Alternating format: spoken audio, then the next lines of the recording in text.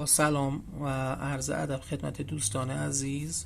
عرضم به حضور در مورد سهم زنگان یه بررسی رو انجام بدیم. ما اینجا جا موندیم واقعیتش، یعنی باید تو منطقه 618 فیبومون باید وارد میشدیم، ولی خب جا موندیم. ببینین شما الان اگه اینجا رو من براتون زوم کنم، ببینین تو قسمت 618 یک کندل قوی، یه پین بار قوی زده و تونست این مقاومت رو رد کنه و میتونستیم اینجا وارد شیم، ولی خب حالا وارد نشدیم. من اینجا چون این مقاومت برج 2 همین امسال رد کرده، اینجا یه پله وارد شدم 11300 تومان و پله بعد ما میذارم رو 9300 تومان.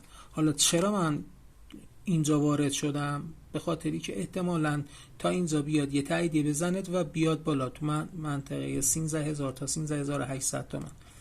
یه مقدار من اینجا وارد شدم، مقدار بعد یعنی 2 برابر خرید اینجا ما اینجا انجام میدم، به شرطی که تا اینجا بیاد یا مثلا تا این نیمه ها بیاد.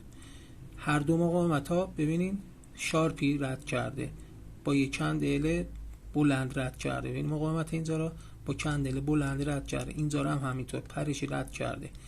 این هم سهم خوبیه، میتونید مد نظرتون بگیرید با مدیریت سرمایه خودتون وارد شید.